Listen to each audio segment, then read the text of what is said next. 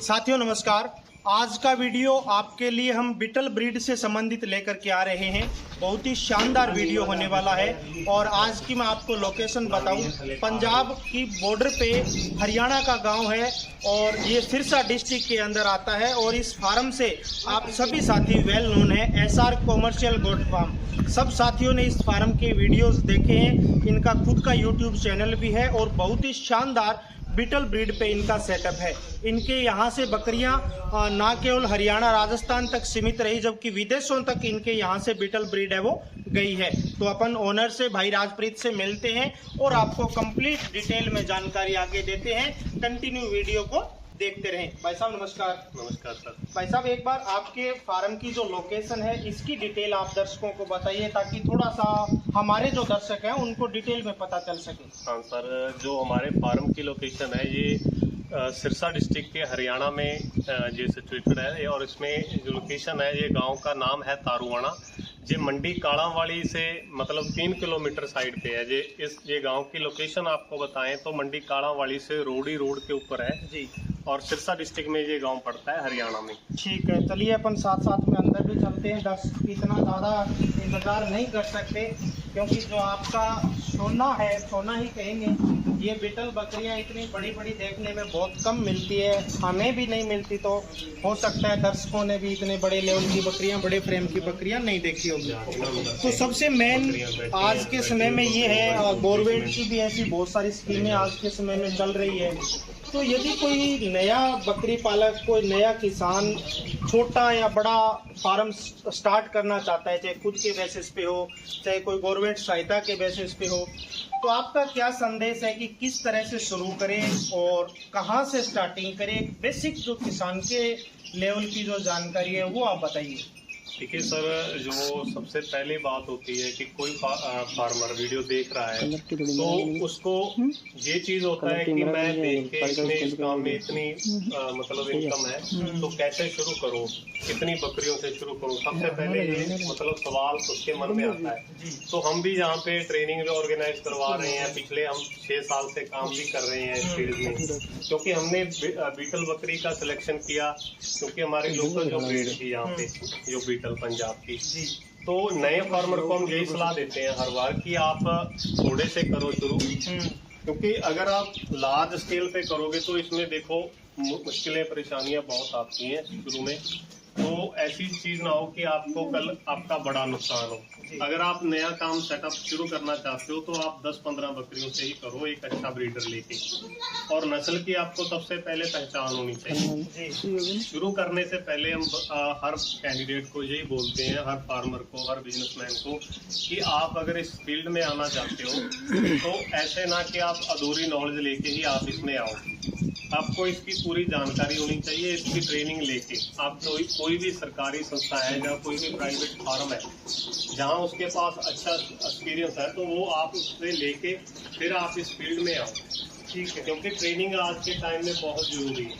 ठीक है, यानी बेसिक से अपन यूँ कहें कि यदि कोई साथी शुरू करना चाहता है तो अच्छे इंस्टीट्यूट से, अच्छी जगह से ट्रेनिंग लेकर के छोटे लेवल से काम शुरू करे तो उसमें अच्छा मुनाफा है। आपने ये कैसे शुरुआत की? आप वेल एजुकेटेड होने के बाद में, आपकी अच्छी जमीन, लैंडलॉर्ड होने के बाद में बकरी पालन व्यवसाय की तरफ आपका कैसे रुझान आया? ये चीज कहीं ना कहीं दर्शकों के माइंड में खटकती है कि एक पढ़ा लिखा युवा आखिर बकरी पालन क्यों कर रहा है।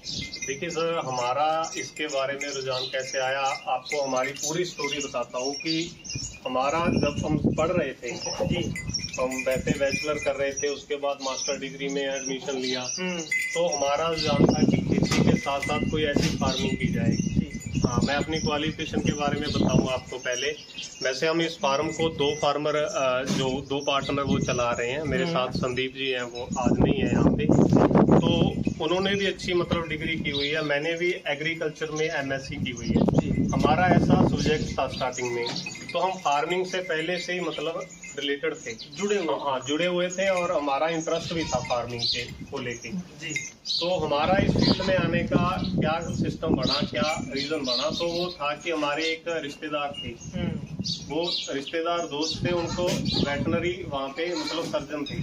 उन्होंने हमें सलाह दी कि आप खेती के साथ साथ ये बकरी पालन का काम करो। उनसे सुन के हमने सर्च किया बकरी पालन के बारे में जी। तो सबसे पहले हमने जब सर्च किया तो हमारे सामने नेट पे हमने सर्च किया, संदीप ने जब देखा तो CIRG का रेफरेंस आगे निकल के आया। ठीक है। तो वहाँ से हमने CIRG मथुरा में, वहाँ पे बकरी अनुसंधान केंद्र है यूपी में, तो वहाँ से हमने 8 दिन की ट्रेनिंग लेके 2016 में हमने ट्रेनिंग ली थी। 2017 में हमने ये अपना काम शुरू कर लिया था नहीं ये इससे फरवरी में किया था बीटल बकरी से, क्योंकि हमने अपनी जो लोकल ब्रीड थी इसी की सिलेक्शन की, क्योंकि इसकी देखा कि मार्केटिंग भी अच्छी है, इसका आगे प्राइस भी अच्छा मिलता है जी। और इसको देखो इसकी इम्यूनिटी पावर इतनी ज़्यादा स्ट्रॉन्ग है कि हम इसको कहीं पे भी पाल सकते हैं पूरे इंडिया में, और अच्छा रिस्पांस मिल रहा है। पहले ऐसे लगता था कि पता नहीं आज बकरी रखेंगे इसको कहाँ पे सेल करेंगे कहाँ पे नहीं, तो आज वो सारी क्या है कि प्रॉब्लम सॉल्व आउट होती रही। ठीक है। तो शुरू में इसका मतलब इस फील्ड में आने का हमारा यही यानी यूं कहे छोटी सी सलाह आपके लाइफ का टर्निंग पॉइंट। जी, वहाँ से हमने पूरा सीख के मतलब इसको हमने पूरा मोटिवेट होके किया। ऐसा नहीं कि कई लोग सोचते हैं कि चलो ट्रेनिंग कर लेते हैं, देख लेंगे, बाद में अगर अच्छा लगा काम तो कर लेंगे, नहीं छोड़ देंगे। पर जब हमने CIRG से ट्रेनिंग लिया तो हमारा पूरा मूड था काम करने का कि हाँ इसको अगर एक प्रोफेशन और एज अ बिजनेस लेके इसको करेंगे तो इन फ्यूचर इसका बहुत बड़ा स्कोप है। तो इसीलिए हम एक ब्रीड में और ब्रीडिंग सेटअप लगा के काम कर रहे हैं, और पूरे इंडिया से बहुत अच्छा रिस्पॉन्स आ रहा है। इंडिया की छोड़ो, आप अदर कंट्रियों से भी मतलब हमने एक्सपोर्ट किए जानवर, तो बहुत अच्छा रिस्पॉन्स है इस चीज़ को लेकर। अदर कंट्री में जैसे कौन कौन सी कंट्री में आपने अभी तक एक्सपोर्ट किया है? हमने सर जब लॉकडाउन के दौरान उससे पहले वियतनाम के थ्रू चाइना को भी हमने 200 के करीब बकरियां हमने मतलब एक्सपोर्ट किया अपने फार्म से। ठीक है। क्योंकि आपने जैसे शुरुआत किया था, स्टार्टिंग किया था, तो स्टार्टिंग में कितने से स्टार्ट किया था और आज आप किस स्ट्रेंथ पे पहुंच चुके हैं, या मैक्सिमम आप किस स्ट्रेंथ पे रहे हैं? देखिए मैक्सिमम जो स्ट्रेंथ रही है अपने फार्म की 200 बकरी तक की रही है, और स्टार्टिंग जो किया था पहले तो हमने भी 10 बकरियों से किया था। 10 बकरियों से 10 बकरी शुरू में लेके आए थे फार्म पे, और धीरे धीरे उनसे आगे प्रोडक्शन लेके आगे काम को बढ़ाया। पहले हमने उस साइड में दूसरा शेड बनाया है, तो शुरू में बिल्कुल 10 बकरी लेके एक 50-60 जानवरों का हमने सेटअप लगाया। अच्छा। तो धीरे धीरे हमने इसको बढ़ाते गए, जैसे जैसे गिनती इनकी जानवरों की बढ़ती गई, और हमने ये दूसरा सेटअप किया आप देख रहे हो।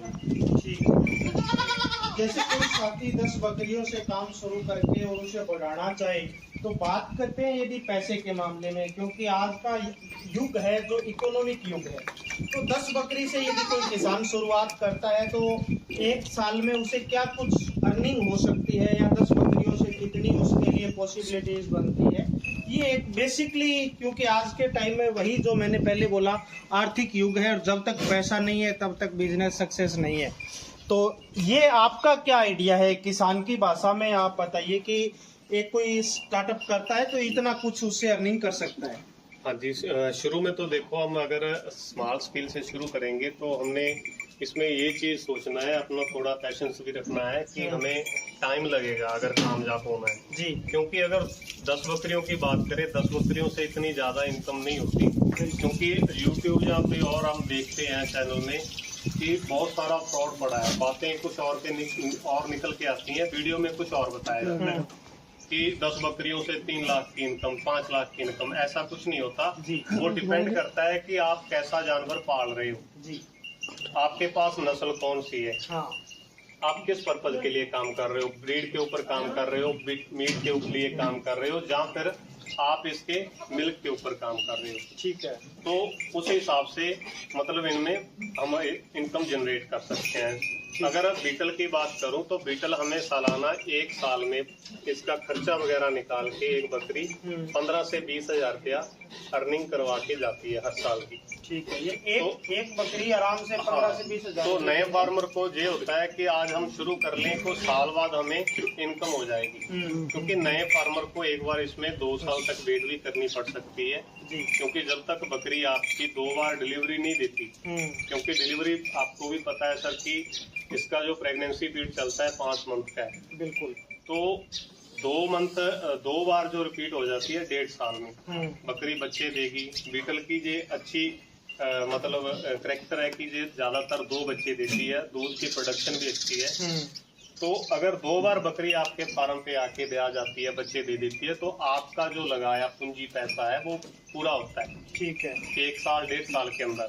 ठीक है। तो उसके बाद नेक्स्ट आपको अर्निंग शुरू होती है। जैसे जैसे आपके पास नंबर ऑफ एनिमल ज्यादा होंगे तो वैसी इसमें इनकम भी अच्छी है, बढ़ती जाएगी। हाँ, बढ़ती जाएगी। तो आपको एक अंदाजे के तौर पे मैंने आपको कैलकुलेटर रफली आइडिया दे दिया कि अगर अच्छी ब्रीड पालोगे तो कम से कम 10,000 रुपया साल का तो आपको बकरी छोड़ के जाएगी।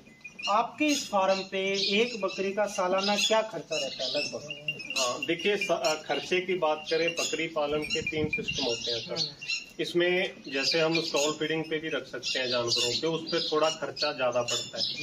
उस पे अगर देखें कि डेली का 30-35 रुपए पर बकरी का खर्चा है। बिल्कुल। अगर छोटी ब्रीड है तो उसका भी 20-25 रुपए खर्चा आज के टाइम में है। अगर बात करें बर्बरी की या फिर ब्लैक बंगाल ब्रीड है जैसे, अगर जैसे इन बड़ी ब्रीड की बात करें, अपना बीटल हो गई, जमुनापरी है, सोजत है, सिरोही है, तो ये भी आज 25-30 रुपए बड़े आराम से खा जाती है। तो सालाना खर्चा अगर सारा इंक्लूड करें तो ये 10,000 के करीब अपना खर्चा खा जाती है पूरे साल का। ठीक है। तो अगर हम इसको ग्रेजिंग स्टॉल फीडिंग के साथ साथ इसको ग्रेजिंग पे भी छोड़े बाहर, अगर आपका खुद का एग्रीकल्चर लैंड है जहाँ आप बाहर घुमा सकते हो, ग्रेजिंग फील्ड है, तो ये खर्चा आप उसका आधा कर सकते हो। ठीक है, यानी आधा करके आप मतलब आपका सालाना खर्चा 7-8 हजार तक अगर रह गया तो बकरी से आप अच्छी अर्निंग, अच्छा मतलब इसमें मार्जिन ले सकते हैं। ठीक है। बाकी ऐसा तो क्योंकि बहुत से किसानों के मन में ऐसा है कि बकरी को बांध करके या बकरी को गाय भैंस की तरह स्टॉल फीडिंग में नहीं कर सकते, ऐसा कुछ नहीं है। नहीं, ऐसा कुछ नहीं है सर। इसमें स्टॉल फीडिंग के ऊपर भी कर सकते हैं। हमने खुद जो बोलते हैं कि इसको घुमाना जरूरी है, इसको ये चीज करनी जरूरी है। अगर देखो आप इसको डाइट अच्छी दोगे, इसका वातावरण अच्छा रखोगे, साफ सफाई डेली रखोगे, इसकी प्रॉपर वैक्सीनेशन जो मतलब बताया जाता है ट्रेनिंग में कि प्रॉपर वैक्सीनेशन का शेड्यूल रखोगे, डिवर्मिंग टाइम पे करोगे, जानवर की खुराक साफ सुथरी और अच्छी दोगे, तो देखो इसमें इसकी ग्रोथ के ऊपर कोई भी बड़ा फर्क नहीं पड़ता। फर्क पड़ता है अपने बजट के ऊपर। ठीक है। पर इसको हम ग्रेजिंग के मतलब ओपनली ग्रेजिंग पे भी रख सकते हैं और दूसरा ग्रेजिंग प्लस स्टॉल फीडिंग भी रख सकते हैं। दोनों रखेंगे, दोनों रख सकते हैं कि बाहर से बकरी चर के भी आए और घर पे आके उसको दाना भी खिलाए। ठीक है। तो वो सारे ही तरीके अच्छे हैं, वो अपने एरिया के अकॉर्डिंग हम उसको कैसे भी पाल सकते हैं। एक आज तक आपने जैसे आपने बताया कि पिछले 6 सालों से आप ये गोट फार्मिंग का काम कर रहे हैं, तो ऐसा कभी कोई इंसिडेंस आया जब आपको ऐसा लग रहा हो कि यार काश हम इस काम की बजाय कोई दूसरा काम कर लेते, या हम किसी गलत बिजनेस में या किसी के गलत कहने से हम गलत डायरेक्शन में आ गए, ऐसा कोई पॉइंट आज तक? नहीं, ऐसा तो कुछ नहीं लगा। स्टार्टिंग की बात बताऊं तो पहले हर फार्मर को लगता है कि हर फार्मर का थोड़ा बहुत नुकसान भी होता है। जो देखो इस चीज को सहन कर लेते हैं, समझते हैं, तो वो आगे बढ़ते हैं। जिनको मुश्किलें आती हैं, हर काम में आती है, बिजनेस कोई भी हो उसमें मतलब कामयाब होने में टाइम लगता है, और नुकसान फायदे नुकसान हर काम में है। किसी भी काम को लेके आज चलो, आज फार्मिंग को लेके तो आप किसी भी चीज की कर लो, पोल्ट्री है, पिगरी है, डेयरी का काम है, उसमें अप डाउन आते रहते हैं। और देखो फार्मर अगर उस चीज को समझता है तो वो काम जाता है। स्टार्टिंग में हमारे साथ भी हुआ था ऐसा इंसिडेंट कि हमने जब बकरियां 10 लेके आए थे, आपको बात कर रहे थे शुरू में, कि उसके हमारे पास 12 बच्चे क्या हो गए थे, डेड हो गए थे। अच्छा, तो उसमें हमारी गलती थी, यानी स्टार्टिंग में ही 12 बच्चे डेड हो गए थे। ठीक है। उसका क्या कारण रहा कि देखो ये ज्यादा दूध देने वाली ब्रीड है बीटल। हम क्या करते थे कि बच्चों को ज्यादा दूध पिला देते थे। अच्छा। दूध ज्यादा पिलाने से उनमें डायरिया की दिक्कत आ जाती थी, टॉक्सिडोसिस हो जाना, या फिर इनमें बॉडी डिहाइड्रेट हो जानी ज्यादा दस्त की वजह से, तो हम मतलब बीमारी की जड़ को पकड़ नहीं पाते, पहचान नहीं पाए जी। तो तब हमारा देखो मनोबल थोड़ा गिरता भी था, पर फैमिली सपोर्ट थी हमारे पास सबसे जो प्लस पॉइंट है। जो नए फार्मर देखो वीडियो देख भी रहे हैं, हम उसको ये हर बार बोलते हैं कि आप देख के कभी भी किसी की बातों में मत आओ, पर आप अगर आपके पास फैमिली सपोर्ट है, आपके पेरेंट्स आपके चाहते हैं, भाई बहन माँ बाप चाहते हैं कि आप काम को करो, तब आप इस काम में आओ। अगर आपकी फैमिली सपोर्ट नहीं कर रही तो फिर मत करो ये काम। यानी आपके पीछे बैकअप रहना चाहिए। अगर हमारा मनोबल गिरता था तो हमने क्या किया, हमारे को फैमिली की सपोर्ट थी, तो हमने देखो शुरू में नुकसान भी बहुत झेले, और आज मतलब नुकसान से सीख के हम इस लेवल पर पहुंचे हैं। धीरे आगे बढ़े। एक सबसे बड़ी फार्मर के यानी स्टार्टिंग भी कर लेते हैं, पैसे का भी अरेंजमेंट हो जाता है, सब चीजें हो जाती है। आपने भी एक छोटा सा बताया कि ऐसा इंसिडेंस बीमारी का आ गया था, तो बीमारियों का बकरी फार्म से और बीमारियों का दोनों का एक दूसरे से बहुत ज्यादा संबंध है। यानी यूं कहें कि जैसे ही सीजन चेंज होता है, बीमारियां हैं वो बकरियों में ज्यादा लगती है या बच्चों के अंदर, तो बीमारियों का बाकी अदर मैनेजमेंट आप किस तरह से करते हो? क्योंकि एक नॉर्मल किसान के लिए बीमारी ही सबसे बड़ा इशू है। आपका क्या इसमें मैनेजमेंट रहता है? इसकी बात करें कि सबसे ज्यादा तो फार्मर को यही चीज से पहले डराया जाता है, बताया जाता है कि इसमें बीमारी बहुत ज्यादा है, अगर ये काम करेंगे तो बकरी मर जाती है, ऐसा करेंगे, तो ऐसे लोग कर ही नहीं पाते जी, ऐसी नेगेटिव बातें सुन के। देखो इसमें कोई ज्यादा बीमारी का झंझट भी नहीं है, कोई इतना सीरियस काम भी नहीं है कि हम इसमें ज्यादा लॉस में जाएंगे। अगर देखो इसकी केयर करेंगे जैसे हम कर रहे हैं, पिछले 6.5 साल से हमारा फार्म चल रहा है, इसमें जरूरी होता है कि जो इसमें कुछ वायरल बीमारियां होती हैं तो उसको आपने कैसे कंट्रोल करना है कि आप वैक्सीनेशन उसका प्रॉपर रूटीन में रखो, शेड्यूल उसका जो बनाया हुआ है, अगर FMD करनी है, PCR की वैक्सीन करनी है या फिर ET करनी है, वो टाइम पे करो, ठीक है। तो अगर आप उसको सही रूटीन में करते हो तो बकरी में देखो 70% तक बीमारियां अटैक नहीं आती। तो दूसरा अपना फीडिंग के ऊपर रह जाता है। फीडिंग अच्छा होगा, इसका रख रखाव आपका अच्छा होगा, फार्म में साफ सफाई होगी, तो आप इसमें 100% रिजल्ट ले सकते हैं। तो फीडिंग में क्या कुछ रहता है? जैसे आपकी बकरियों की हम हेल्थ भी देख पा रहे हैं, आपने पहले भी बताया कि हम साथ में ओपन फीडिंग दोनों करते हैं। तो स्टॉल फीडिंग में जैसे आप खिलाते हो कंसंट्रेट और जो चारा है वो किस तरह से क्या रहता है? क्योंकि ये भी एक सबसे बड़ा इश्यू है कि अच्छा खिला नहीं पाते, उसकी वजह से बकरी का स्टार्टिंग में कितनी भी अच्छी क्यों ना हो, अच्छा प्रोडक्शन बकरी नहीं दे पाएगी। फीडिंग एक बहुत इम्पोर्टेंट एस्पेक्ट है गोट फार्मिंग के अंदर, तो इस पे आपकी हमारे साथियों को क्या सलाह रहेगी? देखिए फीडिंग का जो बकरी का आपको फीडिंग शेड्यूल बताऊं तो इसमें 70% तक ये सूखा चारा कंज्यूम करती है। अगर ग्रेजिंग पे जाएगी वहाँ पे भी आपको ज्यादातर ड्राई जो घास होगा वही आप ये कलेक्ट करेगी अपनी मनपसंद का। तो इसमें अगर स्टॉल फीडिंग पे रखते हैं तो इसको हम सूखे चारे में यहाँ पे फार्म में दे रहे हैं, ग्वार का चारा, मूंग का चारा खिला देते हैं, सीजनली जो भी अपने पास होता है। तो मूंगफली का चारा सर्दी में मिल जाता है तो मूंगफली का चारा भी खा लेती है बकरी। सीजनली हरे चारे जो भी होते हैं तो वो भी हम इनको चाप करके खिला सकते हैं। कंसंट्रेट फीड की बात की आपने जैसे, तो कंसंट्रेट फीड में सर हमें इसको ऐसी डाइट देते हैं कि इसमें उसका प्रोटीन लेवल भी अच्छा हो और दूसरा का उसमें एनर्जी भी मिले और इसका डाइजेस्टिव सिस्टम भी गड़बड़ाए ना। तो ऐसा आपने मतलब एक फॉर्मूला बनाना है जिसमें कि 50% आपने अनाज इसको दे सकते हैं बकरी। देखो कैटल बैलों का अलग सिस्टम होता है, उनको हम क्या है कि अनाज को उबाल के भिगो के भी खिलाते हैं, पाउडर फॉर्म में भी खिलाते हैं, पर जो भी इसको अनाज खिलाना है वो इसको ग्राइंड करके वैसे ही खिलाना है, मोटा मोटा दलिया बकरी को साथियों में आपको मैं भी बता दूं, बकरी को आटा कभी भी नहीं खिलाना है, यानी बारीक अनाज कभी भी पाउडर फॉर्म में नहीं होना चाहिए। ऐसा होगा तो बकरी में एसिडोसिस की और पेट में डाइजेशन से संबंधित समस्या बहुत जल्दी हो जाती है। तो ग्रेन जो भी आप खिलाते हैं, दाना आप खिलाते हैं, टुकड़े वाला होना चाहिए, यानी साधारण भाषा में यूं कहें कि दलिया बकरी को खिलाना है। हाँ जी। और उसके साथ साथ हम इसमें प्रोटीन के लिए जैसे इसमें खली वगैरह यूज करते हैं, और चने का छिलका फाइबर में चना छिलका हो गया, चोकर वगैरह, तो ऐसा पूरा मिक्सचर होता है कंसंट्रेट फीड का जो हम बकरियों को डेली खिलाते हैं। शाम के टाइम इनकी मतलब वो इनकी खुराक होती है। अगर बाहर से ग्रेजिंग करके भी आती हैं तो उनको वो कंसंट्रेट फीड सभी बकरियों को, चाहे वो प्रेग्नेंट हैं चाहे मतलब दूध दे रही हैं, तो ऐसी खुराक उनको दी जाती है। ठीक है। अगर करते रहती हैं सॉल्ट फीडिंग पे, फिर इनको 2 टाइम सूखा चारा, हाँ। 1 टाइम इनको हरा चारा दोपहर के टाइम, और 1 टाइम इनको दाना दिया जाता है। ठीक है। एक जैसे कोई साथी बकरी फार्म शुरू करता है या करना चाहे, या किसी ने कर भी रखा है, तो कोई मार्केट से बकरियां खरीद के लेकर के आता है, चाहे वो किसी भी ब्रीड की क्यों ना हो, बेचन से भी कोई जा सकता है, कोई दूसरी पे भी जा सकता है।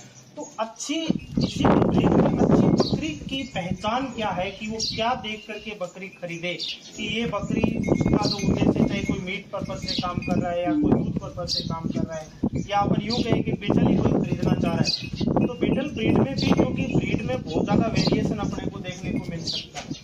कई ऐसी बकरियां भी होती है जो बोल के दे देते हैं कि ये 5 लीटर दूध देगी, जबकि देती वो 1.5 या 2 लीटर भी नहीं है। तो ये बेसिक जो बातें हैं, सिलेक्शन ऑफ गोट, ये कैसे किसान करे, ये चीज सबसे ज्यादा इम्पोर्टेंट है। इस पे आपका क्या ओपिनियन है, ये थोड़ा सा देखिए। ये चीज आपने बहुत अच्छा सवाल किया, क्योंकि सबसे जो ठगी होती है वो पहली इसी बात पे होती है। नया फार्मर काम शुरू करता है तो उसको गलत चीज दी जाती है बोल के ब्रीड के नाम पे। अगर कोई भी फार्मिंग कर रहा है, कोई भी नस्ल रख रहा है, चाहे सोजत पे काम कर रहा है, बीटल पे काम कर रहा है, सिरोही पे, तो लोग बोल के प्योर ब्रीड के नाम पे, तो जो ज्यादातर आज इंडिया में ट्रेडर है तो वो गलत चीज प्रोवाइड करवा रहे हैं फार्मर को। बिल्कुल। तो वो चीज आपने उन ठगी से, जो धोखाधड़ी है, उनसे बचना है। वो बचोगे तब आप, अगर आपको ब्रीड की प्रॉपर नॉलेज देखो, हम जहाँ पे बीटल के बारे में आपको बता सकते हैं। अगर हम राजस्थान में चले जाएं, आपको कोई अच्छा फार्मर उसकी सिरोही के बारे में, सोजत के बारे में बता सकता है। तो अगर कोई बीटल के बारे में जानकारी मतलब जानना चाहता है कि बीटल में आपने क्या चीज देखनी होती है ब्रीड में, तो वो मैं आपको बता देता हूँ यहाँ पे। कि जो बीटल की जो मेन पहचान होती है, ये देखो कलर में दोनों आ गई जी। देखो जी, नागरा बीटल में ये दोनों ही कलर है, दोनों कलर है जी। और इसको एक टैन कलर भी आ जाता है, जैसे टैन कलर की बकरी यहाँ पे ये वाली खड़ी है। पीछे डाले